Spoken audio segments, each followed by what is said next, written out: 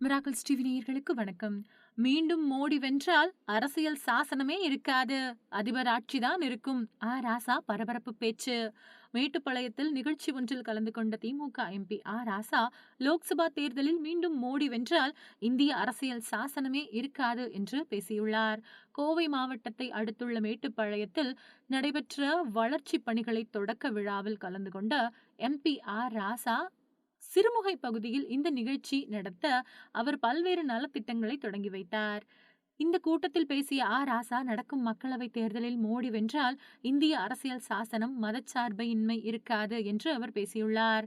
சிறுமுகையில் நடந்த நிகழ்ச்சியில் பேசிய அவர், நாடாளுமன்ற தேர்தலில் நான் போட்டியிடுகிறேனா இல்லையா என்பது குறித்த விவாதத்தை எல்லாம் ஒதுக்கி வைத்து விடலாம்.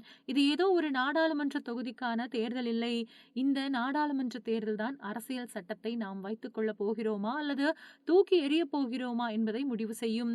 இந்த நாடாளுமன்ற தேர்தலில் மீண்டும் பிரதமர் மோடி வெற்றி பெற்றால் இந்திய அரசியல் சாசனம் இருக்காது, மதசார்பின்மை இருக்காது, உச்சநீதிமன்றம் இருக்காது, நாடாளுமன்ற சட்டமன்றங்களுக்கு வேலை இருக்காது. அதன்பின் அதிபர் ஆட்சி முறை வந்துவிடும்.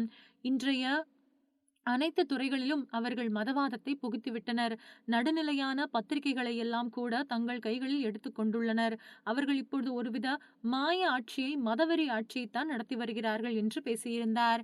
எதிர்வரும் லோக்சபா தேர்தலில் மத்தியில் ஆளும் கட்சியாக இருக்கும் பாஜகவிற்கு எதிராக பல்வேறு கட்சிகள் ஒரே அணியில் ஒன்று கூடியுள்ளது. இந்த இந்தியா கூட்டணியில் காங்கிரஸ், திமுக, திரிணாமுல் காங்கிரஸ், ஆம் ஆத்மி, இடதுசாரிகள் என்று பல்வேறு கட்சிகள் இடம்பெற்றுள்ளன. பாஜக வீழ்த்த அனைத்து கட்சிகளும் ஒரே அணியில் இருக்க வேண்டும் என்பதே நோக்கம். இந்திய கட்சி தலைவர்கள் பாஜகவிற்கு எதிராக இதே விமர்சனத்தை தான் முன்வைத்து வருகிறார்கள். சமீபத்தில் ஒடிசாவில் நடந்த கூட்டத்தில் கலந்து கொண்ட காங்கிரஸ் தலைவர் கார்கே, இந்திய லோக்சபா தேர்தலுக்கு பின் மோடி ஆட்சிக்கு வந்தால் தமிழ்நாட்டில் சர்வாதிகாரம் தான் இருக்கும். அப்பொழுது நாட்டில் ஜனநாயகம் இருக்காது, தேர்தலும் இருக்காது. இந்த ஆண்டு நடைபெறும் லோக்சபா தேர்தலே நாட்டு மக்கள் வாக்களிப்பதற்கான கடைசி வாய்ப்பாக இருக்கும். இதற்கு பிறகு வாக்குப்பதிவு என்பதே இல்லாத சூழல் கூட ஏற்பட்டுவிடும் என்று கூறியிருந்ததும் குறிப்பிடத்தக்கது. மீண்டும் அடுத்த செய்திகளில் சந்திக்கலாம். அதுவரை இணைந்திருங்கள். நன்றி, வணக்கம்.